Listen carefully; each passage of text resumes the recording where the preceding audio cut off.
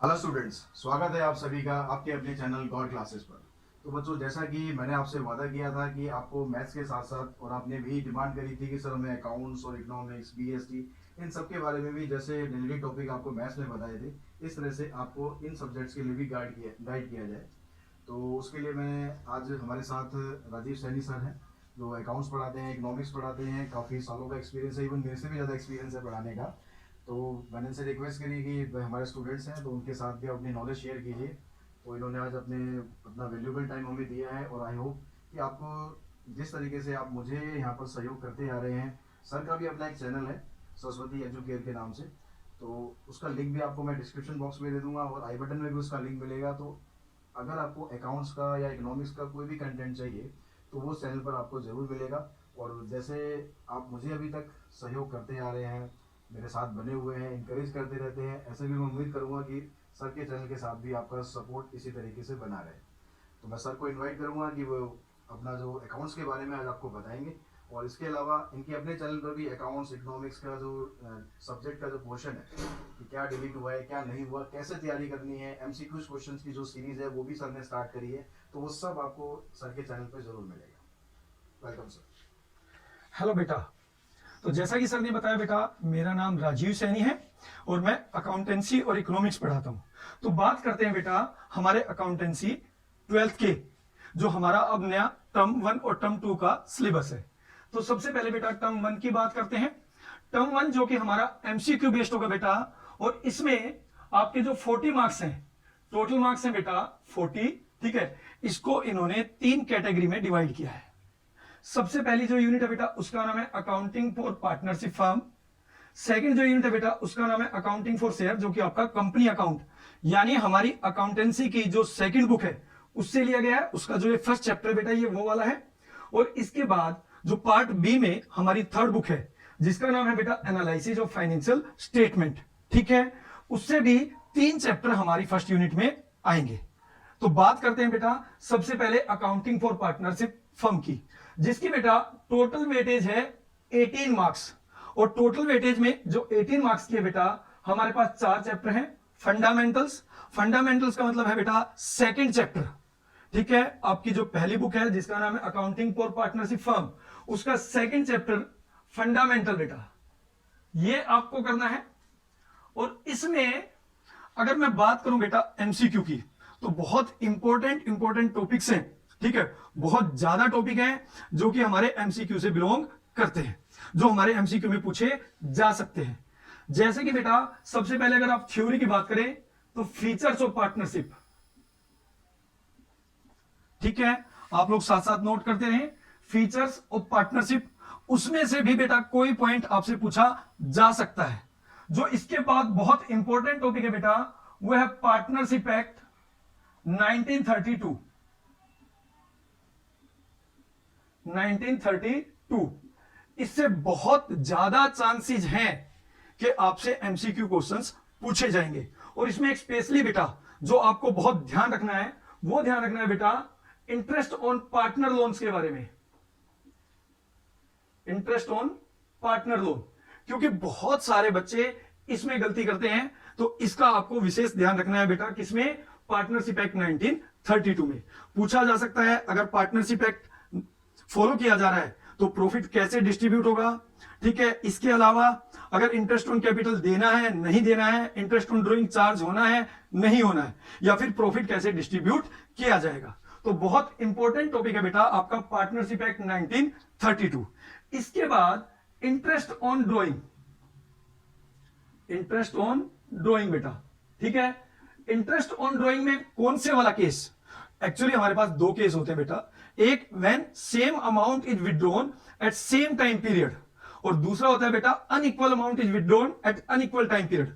तो इसमें जो पहले वाला केस है जिसमें कि बेटा क्या आता है आपका, when same amount is withdrawn at the first of every month, either mid of every month और एंड ऑफ एवरी मंथ। ठीक है, उसका जो क्वेश्चन है बेटा वो बहुत इंपॉर्टेंट है एमसीक्यू के पॉइंट से, तो आपको इसका भी विशेष ध्यान रखना है। ठीक है, इसके बाद अगर हम लोग बात करें बेटा, जो एक और पॉइंट है वो बड़ा इंपॉर्टेंट पॉइंट है बेटा आपका इंटरेस्ट ऑन कैपिटल का।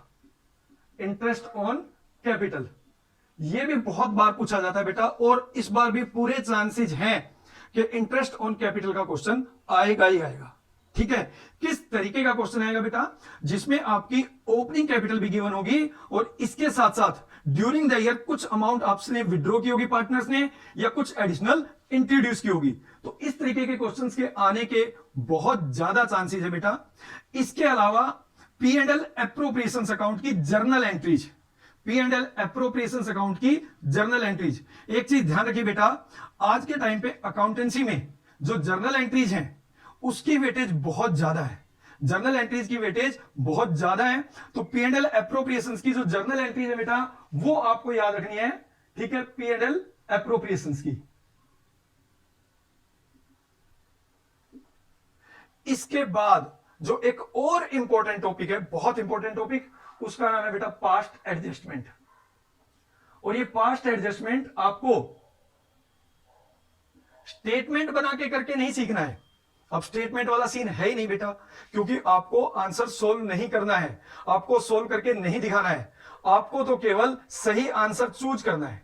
तो अब आप स्टेटमेंट नहीं बनाएंगे बेटा, स्टेटमेंट ऑफ एडजस्टमेंट की अब ऐसी कोई आवश्यकता नहीं है। तो पास्ट एडजस्टमेंट में अब आपको डायरेक्ट करके देखना है कि किस पार्टनर का कैपिटल क्रेडिट होगा और किस पार्टनर का कैपिटल डेबिट होगा और उसका नेट इफेक्ट क्या पड़ेगा। Means you need to calculate adjustment entry. अब यहां पे बेटा एक चीज और मैं आपको बताता हूं, जो पास्ट एडजस्टमेंट है उसमें सीबीएसई ने क्लियर कर दिया है कि केवल कुछ टॉपिक हैं जो आपसे पूछे जाएंगे, जैसे कि इंटरेस्ट ऑन कैपिटल का ट्रीटमेंट। अब इंटरेस्ट ऑन कैपिटल के ट्रीटमेंट में क्या हो सकता है बेटा, इंटरेस्ट ऑन कैपिटल प्रोवाइड नहीं किया या फिर कम या ज्यादा प्रोवाइड कर दिया।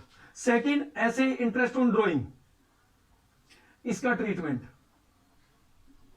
और last but not the list, profit sharing ratio, profit sharing ratio. ये तीन टॉपिक बहुत इंपॉर्टेंट है बेटा इसमें पास्ट एडजस्टमेंट में। ठीक है, इनमें से होपफुली या तो इंटरेस्ट ऑन कैपिटल आएगा मेरे अकॉर्डिंगली, या फिर change in profit sharing ratio. ठीक है, सॉरी प्रॉफिट शेयरिंग रेशो का, कि आपका रेशो कुछ और था, पार्टनर्स ने बांट लिया किसी और रेशो में, उसके बाद आपको एडजस्टमेंट एंट्री करनी है। तो बेटा ये तो था हमारा पहले चैप्टर जिसका नाम है फंडामेंटल्स। इसके बारे में बात करते हैं सेकंड चैप्टर। सेकंड चैप्टर का नाम है वैल्यूएशन ऑफ गुडविल। ठीक है, ये भी आपके कोर्स में है, क्योंकि जब आप देखेंगे सिलेबस तो उसमें तो 3 चैप्टर दिए हैं, बट उन 3 चैप्टर में बेटा गुडविल वाला चैप्टर भी इंक्लूड है। गुडविल के चैप्टर में इन्होंने जो कहा है, सबसे पहले बेटा फीचर्स, फीचर्स ऑफ गुडविल। ठीक है, हालांकि अगर बात करें एमसीक्यू पॉइंट ऑफ व्यू से तो फीचर्स में बहुत ज्यादा इतना इंपॉर्टेंट नहीं है, बट एक पॉइंट थ्योरी के पॉइंट ऑफ व्यू से जो पूछा जाता है बेटा वो हो सकता है what are the factor affecting goodwill. Factor affecting goodwill वो ज्यादा इंपॉर्टेंट है, फैक्टर इफेक्टिंग गुडविल वाला। और इसके अलावा methods of valuation of goodwill, उसमें जो सबसे इंपॉर्टेंट है बेटा आज के टाइम पे वो है सुपर प्रॉफिट मेथड। ठीक है, एवरेज प्रॉफिट मेथड। और एवरेज प्रॉफिट मेथड में भी बेटा कौन से वाला बताइए, वो है बेटा एडजस्टमेंट वाला, वो है बेटा एडजस्टमेंट वाला। तो मेरे अकॉर्डिंगली ये जो दो हैं ये बहुत इंपॉर्टेंट है। और सुपर प्रॉफिट मेथड में भी बेटा जो एवरेज प्रॉफिट की मिसिंग वैल्यू निकालने वाला क्वेश्चन है वो बहुत इंपॉर्टेंट है और बिल्कुल आ सकता है आपके एमसीक्यू में। ठीक है बेटा, इसके बाद बात करते हैं हमारा जो फोर्थ चैप्टर है। ठीक है, फोर्थ चैप्टर का नाम है बेटा change in profit sharing ratio. तो इसमें क्या इंपॉर्टेंट है एमसीक्यू के पॉइंट ऑफ व्यू से, सबसे पहले sacrificing ratio, gaining ratio, calculation of sacrificing ratio और गेनिंग रेशो। ठीक है, ट्रीटमेंट ऑफ गुडविल ये भी आएगा। अब यहां पे बेटा ट्रीटमेंट ऑफ गुडविल में भी आपको बहुत ध्यान रखना पड़ेगा, जो एग्जिस्टिंग गुडविल है उसका ट्रीटमेंट अलग होता है, और जो हम एडजस्टमेंट एंट्री करते हैं gaining partner to sacrificing partners, उसका ट्रीटमेंट बिल्कुल अलग है। तो आपको ध्यान रखना पड़ेगा बेटा, क्योंकि केस स्टडी बेस्ड है, तो हो सकता है कोई केस स्टडी इस तरीके की आ जाए कि भाई ए और बी पार्टनर्स हैं, उनका ओल्ड रेशो इतना था, they want to change their ratio, और उस टाइम पर लिखा है कि goodwill already appeared in the books of accounts rupees इतना, तो यहां पे आपको ध्यान रखना पड़ेगा दिस इज एग्जिस्टिंग गुडविल। तो बहुत ज्यादा चांसेस है बेटा एग्जिस्टिंग गुडविल का ट्रीटमेंट दे दें, क्योंकि होता क्या है, बच्चे जो एडजस्टमेंट एंट्री है उसको तो बहुत अच्छे से समझ लेते हैं, उसको बहुत अच्छे से करते हैं, बट जो एग्जिस्टिंग गुडविल का ट्रीटमेंट है बेटा वो उसको भूल जाते हैं। तो यहां पे जो एग्जिस्टिंग गुडविल है उसका ट्रीटमेंट आपको बहुत अच्छे से करना है। इसके अलावा इसमें एक और बहुत इंपॉर्टेंट क्वेश्चन है बेटा, वो है सिंगल एडजस्टमेंट एंट्री का, सिंगल एडजस्टमेंट एंट्री। अब ये सिंगल एडजस्टमेंट एंट्री क्या है बेटा, आपने एक क्वेश्चन देखा होगा जिसमें आपको अनडिस्ट्रीब्यूटेड प्रॉफिट, रिजर्व और कोई अनडिस्ट्रीब्यूटेड लॉस जैसे एडवर्टाइजमेंट सस्पेंस दे रखा है, वहां पर रेशो चेंज हुए और ये बैलेंस ऑलरेडी एग्जिस्ट करते हैं, और क्वेश्चन में बोला जाता है you have to pass just a single adjustment entry. पहले भी बेटा ये क्वेश्चन जो है 3 या 4 मार्क्स में बहुत बार आता था, और अभी भी इसके पूरे चांसेस हैं कि ये क्वेश्चन आपका आएगा, ये क्वेश्चन आपका आएगा। तो इसका भी आपको खास ध्यान रखना है बेटा, सिंगल एडजस्टमेंट एंट्री, ठीक है। अब इसके बाद इस चैप्टर में जो और बहुत इंपॉर्टेंट चीज है वो है बेटा journal entries of revaluation, journal entries of revaluation. देखिए जब एमसीक्यू की बात करें या केस स्टडी की बात करें तो बहुत ज्यादा चांसेस है बेटा जर्नल एंट्रीज के आने के, बहुत ज्यादा चांसेस है कि आपको जर्नल एंट्री पास करने के लिए बोल दिया जाए। इट मे बी कि वहां पे आपको डेबिट का अकाउंट और अमाउंट दोनों दे रखा हो, क्रेडिट का ना दे रखा हो, या क्रेडिट का दे रखा हो डेबिट का ना दे रखा हो, या फिर बेटा ये बता दिया है कि प्रॉफिट इतना है, how you will distribute this profit, ठीक है। तो आपको इन जर्नल एंट्रीज का बहुत ध्यान रखना है बेटा, और इसमें एक खास चीज आपको यह ध्यान रखनी है कि जो इसमें लास्ट टॉपिक है बेटा that is adjustment of capital. फिलहाल वो आपके कोर्स में नहीं है, फिलहाल वो आपके कोर्स में नहीं है, ये बेटा डिलीटेड है, ठीक है। तो इसको करने की आपको कोई आवश्यकता नहीं है। सीबीएसई ने बहुत बैलेंस जो है आपका सिलेबस दिया है बेटा, ठीक है, बहुत आसान बना दिया है। You can get easily 100 marks out of 100 in accountancy, ठीक है। तो बात करते हैं इसके बाद पहले यूनिट का जो कि नाम है अकाउंटिंग फॉर पार्टनरशिप फर्म, उसका लास्ट चैप्टर जो हमारा आएगा उसका नाम है एडमिशन ऑफ अ पार्टनर। अब बेटा एडमिशन ऑफ अ पार्टनर में बहुत सारे क्वेश्चन हैं जो आपके 1 मार्क्स में आ सकते हैं। सबसे पहले समझिए इसमें जो calculation of new ratio, sacrificing ratio और गेनिंग रेशो है, इसके 5 केस हैं।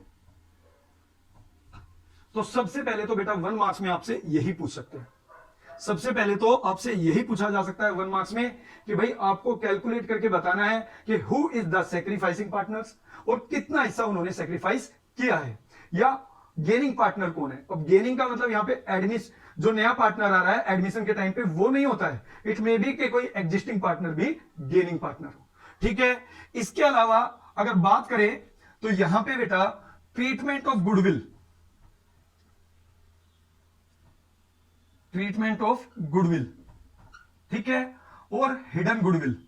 हिडन गुडविल का क्वेश्चन बहुत इंपॉर्टेंट है, यह भी पूछा जा सकता है, ठीक है। हिडन गुडविल का क्वेश्चन भी बहुत इंपॉर्टेंट है और आपको बहुत ध्यान से इसको करना है बेटा। बहुत आसान क्वेश्चन 1 मार्क्स में ऐसे ही हो जाएगा, बहुत आराम से हो जाएगा बेटा। इसके अलावा ट्रीटमेंट ऑफ गुडविल की अगर बात करें तो इसमें जो 2 ट्रीटमेंट है बेटा, पहला when new partner bring goodwill in cash and retained in the business. Second, when new partner bring goodwill in cash and withdrawn by the partners partially or whole. तो वो बहुत इंपॉर्टेंट है। इसके अलावा अगर एक नया पार्टनर गुडविल ना लेकर आए तो वहां पे आपको ध्यान रखना है कि you have to operate with current account, आपको वहां पे करंट अकाउंट से ऑपरेट करना पड़ेगा, उसको ओपन करना पड़ेगा, ठीक है बेटा। तो ये बात करते हैं इसकी।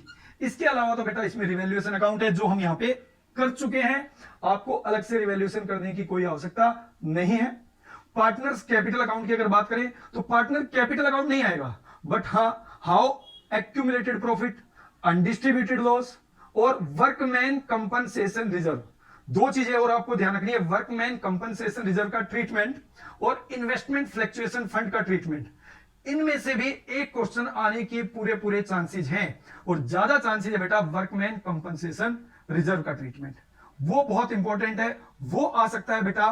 ठीक है, अब इसके बाद बैलेंस शीट है, उसका भी एज सच ऐसा कोई लेना देना नहीं है कि वो आपके एमसीक्यू में आए, या फिर पार्टनर कैपिटल अकाउंट है, बट उसमें जो पार्टनर कैपिटल अकाउंट में हमने ट्रीटमेंट किया है, जो हमने अमाउंट ट्रांसफर की है, उसकी जर्नल एंट्रीज और अमाउंट कैलकुलेट करना आपको आना बहुत जरूरी है। और अच्छी बात क्या है बेटा, इसमें भी जो हमारा लास्ट टॉपिक है जिसका नाम है एडजस्टमेंट ऑफ कैपिटल, जिसका नाम है एडजस्टमेंट ऑफ कैपिटल, वो भी इस बार आपके कोर्स में नहीं है। ठीक है बेटा, तो सबसे डिफिकल्ट टॉपिक बच्चों को एडजस्टमेंट ऑफ कैपिटल ही लगता था, और सीबीएसई ने उसको इस बार भी डिलीट किया है, लास्ट बार भी ये डिलीटेड ही था।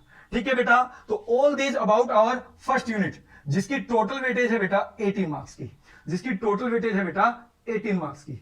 ठीक है, बात करते हैं सेकंड यूनिट में। सेकंड यूनिट में हमारी सेकंड बुक है, ठीक है, जिसका नाम है अकाउंटिंग फॉर कंपनी। उसमें पहला चैप्टर अकाउंटिंग फॉर शेयर्स, बहुत इंपॉर्टेंट चैप्टर है बेटा, बहुत ही इंपॉर्टेंट चैप्टर है। ठीक है, इसमें आपको इक्विटी शेयर,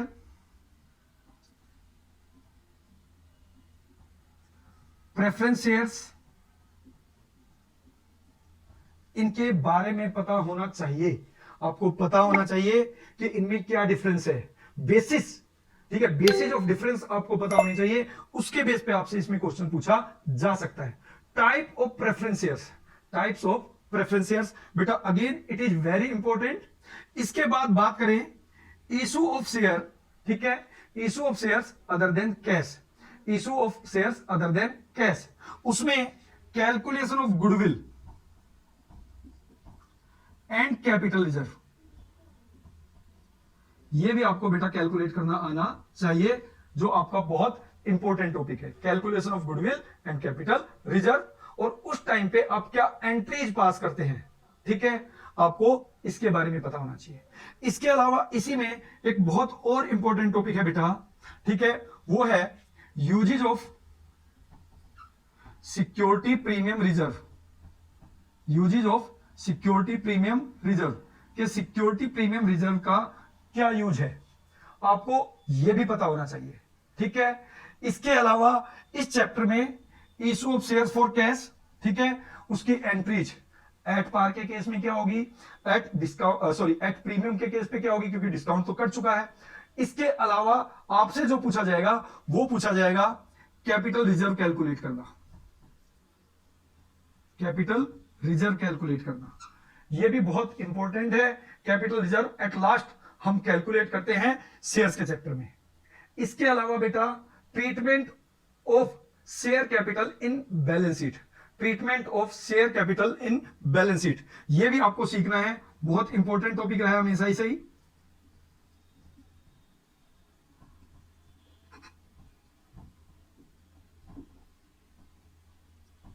और जब हम इसमें ट्रीटमेंट करते हैं तो आपको पता होना चाहिए बेटा what is authorised capital, subscribe issued capital, subscribe capital और पेड अप कैपिटल, क्योंकि आपको केस स्टडी दिया जाएगा बेटा, उसमें आपको पूरी एक स्टोरी बना के दी जाएगी जिसमें बताया जाएगा कि भाई रजिस्टर्ड या अथोराइड कैपिटल इतना है, इसमें से इतना हमने वेंडर को इशू कर दिया है, या इसके अलावा इतना हमने पब्लिक को इशू किया है, और पब्लिक ने इतने शेयर्स के लिए अप्लाई किया है। तो यहां पे आपको पता होना चाहिए कि भाई सब्सक्राइब्ड कैपिटल कितना है, इशूड कैपिटल कितना है और अथोराइड कैपिटल कितना है, क्योंकि 1 मार्क्स में आपसे यही कैलकुलेट वो करवा के देखेंगे। ठीक है बेटा, तो ये था बेटा अकाउंटिंग फॉर शेयर्स। अब बात करते हैं पार्ट बी की। पार्ट बी में जो इन्होंने पहला टॉपिक दिया है वो दिया बेटा statement of profit and loss and balance sheet. इसमें से जो प्रॉफिट एंड लॉस की स्टेटमेंट है, मैं नहीं कहूंगा बेटा बहुत ज्यादा इंपॉर्टेंट है, मैं नहीं कहूंगा कम इंपॉर्टेंट है, बट उससे बहुत ज्यादा जो इंपॉर्टेंट है बेटा वो है आपकी बैलेंस शीट, वो है आपकी balance sheet. Statement of balance sheet is much important than statement of profit and loss account. इसमें क्या इंपॉर्टेंट है बेटा, इसमें इंपॉर्टेंट है आपकी हेडिंग्स और सब हेडिंग्स, हेडिंग्स और सब हेडिंग्स। ठीक है बेटा, तो इन पे आपको बहुत ही ज्यादा फोकस करना है कि जब हम बैलेंस शीट बनाते हैं तो उस लायबिलिटी साइड में कौन कौन सी मेन हेडिंग्स हैं और उसकी सब हेडिंग्स कौन कौन सी, उसमें कौन कौन से कंपोनेंट आते हैं। In the same manner assets की मेन हेडिंग कौन कौन सी है और उनकी सब हेडिंग कौन कौन सी है और उसमें कौन कौन से कंपोनेंट्स आते हैं। तो आपको इसका बहुत विशेष ध्यान रखना है बेटा, ये बहुत इंपॉर्टेंट है। इसके अलावा जो लास्ट टॉपिक है बेटा, वो इस हमारा टर्म 1 में, वो है अकाउंटिंग रेशो। इस चैप्टर की वेटेज बेटा बहुत ही ज्यादा है, क्योंकि जो आप प्रैक्टिकल फाइल बनाएंगे उसमें एक जो आपका प्रोजेक्ट है वो अकाउंटिंग रेशो के बेस पे है, एक कैश फ्लो के बेस पे है और एक सेगमेंट एनालिसिस के बेस पे है। बट इशू क्या है, आप प्रोजेक्ट चाहे कोई भी बनाओ, इससे क्वेश्चन जरूर पूछे जाते हैं। ठीक है, कि कितने टाइप के आपके रेशो होते हैं, ठीक है, और टोटल कितने रेशो हैं, 15 रेशो हैं, 4 टाइप्स हैं, ठीक है, फॉर्मूला क्या है, क्या क्या कंपोनेंट हम उसमें ऐड करते हैं, ठीक है, आइडियल रेशो क्या होना चाहिए, ये सब आपको इसमें पता होना चाहिए। और इस चैप्टर की वेटेज ये भी समझ लीजिए कि ये आपके प्रैक्टिकल पॉइंट ऑफ व्यू से भी बहुत बहुत इंपॉर्टेंट है। ठीक है, यहां पे बेटा एक चीज ध्यान रखनी है कि जो हमारा कंपनी है इसमें भी एक टॉपिक है pro rata, issue of shares on pro rata basis, वो भी आपका डिलीट कर दिया गया है, वो भी आपका डिलीट कर दिया गया है। तो बेटा ये सब आपका टर्म 1 के बारे में था। अब बात करेंगे बेटा टर्म 2 के बारे में। तो बेटा ये अभी हम लोगों ने डिस्कस किया टर्म 1 का सिलेबस अकाउंटेंसी का। इसके बाद जो टर्म 2 का सिलेबस है बेटा, टर्म 1 होने के बाद या कुछ टाइम बाद मैं एक दोबारा से वीडियो डाल दूंगा। अगर आप लोगों को और ज्यादा कोई भी जानकारी चाहिए बेटा, तो आप लोग मेरे चैनल पर आ सकते हैं। मेरे चैनल का नाम है सरस्वती एडुकेयर सेंटर, जहां पे आपको अकाउंटेंसी और इकोनॉमिक्स इसके जितने भी कंटेंट्स हैं वो इजीली अवेलेबल हो जाएंगे, और वहां पे आपको डायरेक्ट मुझसे कुछ क्वेश्चंस भी पूछ सकते हो। अगर आपकी कोई भी क्वेरी है, या तो आप अमित सर को कमेंट कर दीजिएगा या फिर मुझे कमेंट कर दीजिएगा। फिर बता रहा हूं बेटा, मेरे चैनल का नाम है सरस्वती एडुकेयर सेंटर। ठीक है बेटा, थैंक यू, धन्यवाद वेरी मच।